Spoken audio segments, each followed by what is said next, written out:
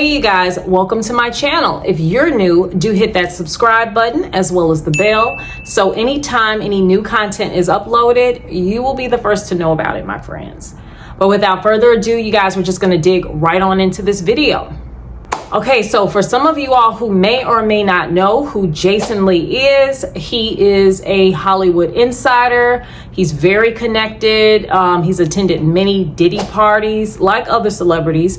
However, since the whole Diddy fiasco, Jason Lee has quite a bit to say about the Diddy parties he has attended. So we're gonna watch this clip together, but do wait until the end, you guys, because that's actually when I share my thoughts on the clip we just watched, as well as just the topic in general. So stay tuned for that, but let's just check out this video together, you guys.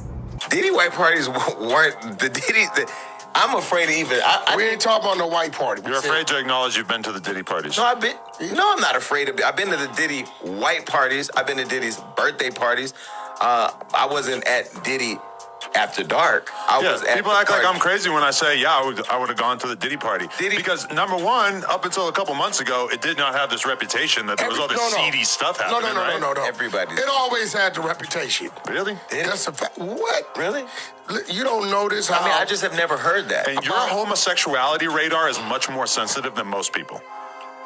What do you mean homosexuality? You're like really concerned with making sure that you're not accidentally pulling up on a gay orgy. Who's talking about homosexual? He's trying to mix in. I'm not talking about that Diddy had homosexuality. Right? Zestiness, whatever you want to call it. No. It's just the party, right? It gets to a certain time at his parties where if you showed up there at 11 o'clock, by 3 o'clock, you probably not remembering how you showed up at 11 o'clock. When you go to a big fancy celebrity party, to the limited extent that I've done this, I would assume the freak-offs are taking place in, the master bedroom, in a different nook of this. Like the part where everybody else is. No master bedroom. The last time I saw you was at French's house. I know, and I assume there were some freak-offs taking place, but it was out of the line of sight of the average person at the party. But see, when you go to Diddy's party, let me say this. Maybe there's different access. I'm in the backyard. I don't go in the house. Right. Wait, what have you always heard me say? What? We don't leave the backyard. Yeah, stay in the backyard. We don't go in the house. But up until a couple months ago, if Diddy had come up to me and said, hey, we got to go in back, I'm going to show you something.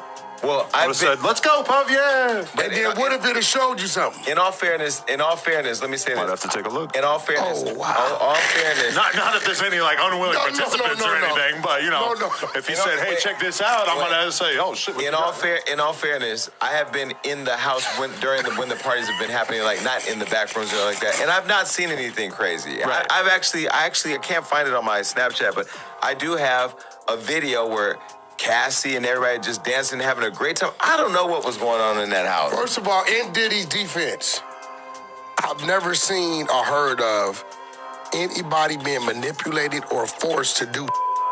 If you pulled up, never heard that either. You pulled up for your reasons. Now, I had a friend who told me years ago, like 3 years ago, we were literally having dinner in New York, and he goes, hey, man, because he used to be a Sean John model. I'm like, yo, so we were talking about modeling, the modeling industry, and we used to do this thing where we would get together. He's straight, I'm gay. We would get together with a small group of us, and we would just eat and just gossip. It really is what it was. And he said, man, I've seen the craziest in this game, bro. He goes, one time I was chilling, and I got a call that Puff wanted me to come over. This is all allegedly. He says 3 years ago. Wanted me to come over, pull up. I pulled up, and he wanted me to play with Cassie's pussy and this, this. And he would sit there and film it, and he was playing with himself. And in my mind, you know what I said? You're a clout chasing, lying, manipulative. Oh my God, I can't trust. But now it all stopped comes hanging out out. with him. Believe all victims. No, I literally. No. Not all, but. But was he a victim? No, he was consenting. So that's what I'm saying to your point. Yeah, if Puff calls me, I want you to this hot ass chick. But this is all allegedly. But at the time when he said it, I really thought he was just crazy being a clout chaser. That's his thing, though. And then full circle, I had to go. I had to call him. I went back to New York for something. I pulled up on him and I said, I'm sorry. Because what he said lined up. Can I ask you a question? This is real. Because that's the exact from her lawsuit, yeah. Adam, this is, actually both of y'all, I think y'all, everybody has their thing, whatever it is. If Diddy's thing is to get willing participants to girl or whoever it may be while he watches, that's his thing. And it's not, you can have your personal opinion about it. There's other people out there that's their thing. You have your thing, right? You do, that's your thing, right? So I don't look at Diddy like, I don't say he's a weirdo, right? Well, it's all the other stuff that makes him a weirdo, yeah, right? I will say the overly abusive. Yeah, the abusive stuff, yeah. I don't got nothing to say about whatever the was doing with willing participants. I don't give a long as they're of age and they're willing. Even though Jason Lee is not a fan of Diddy, he has often spoken about Diddy's kids, expressing admiration for them, and that it was unbelievable for him to process the news of Diddy's sons getting arrested during the raids. You know, Puff was a guy who really, you know, I worked at MTV for about 18 years, and Puff was a guy who helped me extend, you know, my business acumen, shall I say. You know, really cool guy, fun guy, you know, through some very memorable events, you know, shall I say. Within the culture, music culture, you know, he's someone who we look up to, you know, one of our musical heroes, so to speak. Right. You know, obviously, you know, the man has a private life, you know, that goes on as well. In regards to 50, you know, this is rap, it's hip hop, you know, as we refer to it as, and it's a competitive sport. And, you know, when 50 Cent came in the game, you know, 50 came in the game, you know, with this really rambunctious, very aggressive attitude. I'm going to go after all the big guys. So this is just another page from out of his book. But and being professional, there had been some, you know, reports, you know, that Puff was kind of familiar with Daphne in the past. So I don't think that, you know, like Jason said, like obviously seeing her name in paperwork doesn't help, but I think a lot of it is driven more so by the competitive spirit of the sport. Right, but this is a weird time to do it, Jason. I mean, because this guy's got some serious allegations hanging over his head. This isn't Diddy's music sucks. You know, I don't like his new sneaker brand. You know, they're hunting this guy for major felonies. And 50 seems to be sitting on the sidelines cheering. Now, that could be for one or two reasons. One is he knows things or suspects things about Mr. Combs. The other one is that he's just got a real perverse sense of competition. Well, I mean, listen, one thing I know for sure is that when it comes to our culture, sometimes we cannibalize our own more than anybody else. And, you know, we've seen the former president of the United States inspire the country to turn into Spider-Man and climb up the Capitol to overthrow the government in the middle of an election. But yet we haven't seen his mugshot or seen his kids handcuffed. I've known Justin for probably 15 years. Quincy, one of his sons, and his other sons. Those are really good kids. So to see them in handcuffs, to see them put on display as criminals, or to be put into the conversation that they somehow are ushering underage kids into the compound for their dad to have their way with them. Those aren't the kids that I know. Now, let me be also clear. I don't work for Diddy. I took my show off the network before all this happened. I'm not loyal to Diddy. We're not friends by any measure, but I respect him and what he's done. If he's done something guilty and he's found guilty in court, then he should be held accountable like everybody else. But this new world of let me put everything I want to say but can't say online without getting a defamation suit and a lawsuit, let me leak it to the press, and then have a person lose everything unless they give me a bag. I'm not a supporter of that culture either. And I just feel like what's happening right now, if there is some truth to it, I would love to see it come to light and see him be held accountable. But to lose everything and be hung in a court of public opinion only makes it easier for other people that look like me to have that experience too, and I'm not here for that. Jason, you do understand the culture and you do understand the gossip that goes around it on a very deep level. Have you ever heard that Sean Combs was involved in drug trafficking of minors, or of weapons?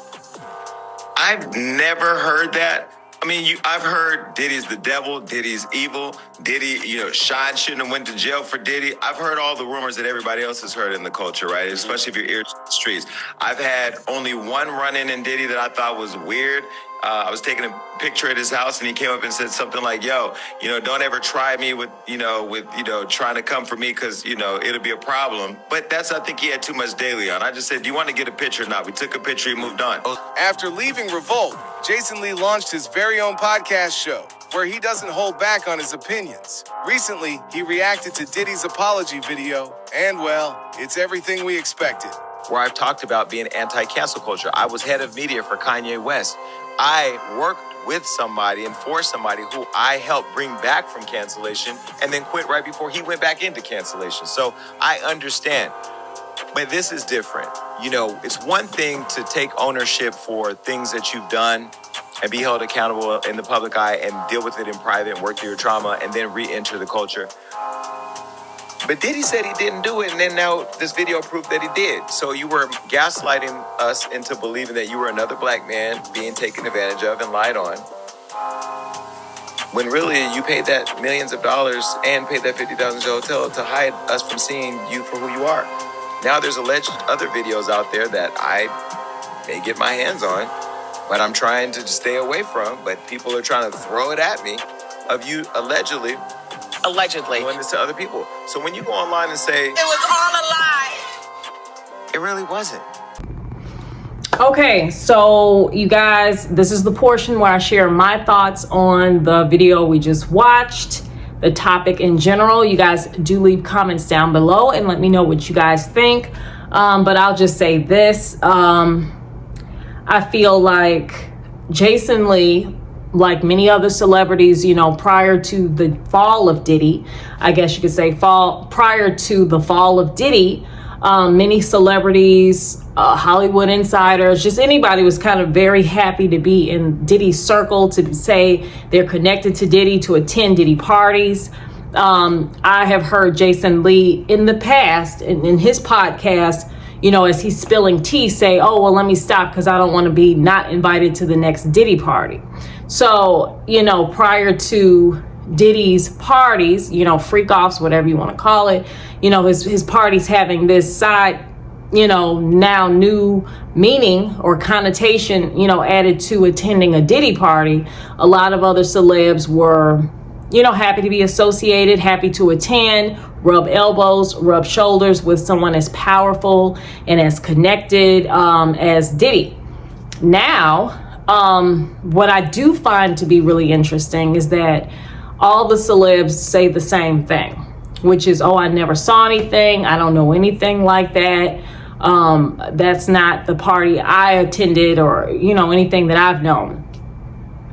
What I do find interesting about that is that anytime things can spill out onto, I guess you could say, spill out onto the streets, or just people that are not in Hollywood, that are not connected in part of the industry, anytime gossip can spill over enough for other people to say things, right? I find it very hard to believe that people that are actually connected and actually, part of these parties, part of the industry, to say, "Oh, I'm completely blind to it. I don't know anything about XYZ. That wasn't the party I attended." Like, I just find that to be kind of hard to believe. And I think it's not so much about Diddy's own sexual taste or his own kinks. It's not so much that. I think it's the main part about artists, whether they were consensual or not, but a lot of artists and people being taken advantage of, meaning that if they were somehow tied to Diddy, meaning maybe they were signed under him or just somehow, whatever, connected to him, that, potentially turning down invitations to, as Jason Lee was talking about with the one Sean John model. If let's just say that Sean John model did turn down that, very direct invitation from Diddy, would he still have been a Sean John featured model? It doesn't make it okay, but I think it's more so the exploiting people. You know what I mean? It's not so much that, oh, well, if they're all adults, they're all willing participants. It's about putting people in really compromising type of situations and having power over them. You know what I mean? Having power over them in a certain way. You know, maybe some people feel like, well, I've worked too hard to get here. I've been in this many years. If I turn Diddy down, then now I'm no longer, I'm starting from square one, or I'm just no longer in the game. So does not make it okay. But I think the two main points is, for one, like I say, adults consenting or not, just being exploited, taken advantage of. A lot of newer artists, as well as what also has come to light with Usher when he was 10, and Justin Bieber, and like that type of stuff as well. So I think that's the main, because when Jason Lee was talking with Adam 22 or whatever, in that whole little round table discussion, the one guy was talking about how, if that's his thing, I'm not gonna, he's entitled to have his kinks. Yeah, he is, but it's more so him setting up certain things where people are being exploited, taken advantage of. Diddy has a certain amount of power over people, so it's not just a random invitation. It'd be like an invitation from your boss, or just like those type of scenarios. And then on top of that, then you have the whole underage thing, right? And there are a lot of artists that have been signed to Bad Boy that are teenagers, that are kids, that whole flavor camp thing. Like, what was that all about? So I think it goes a little bit deeper than that, but you guys leave comments down below. Let me know what you guys think, and I will see you on the next video. Bye.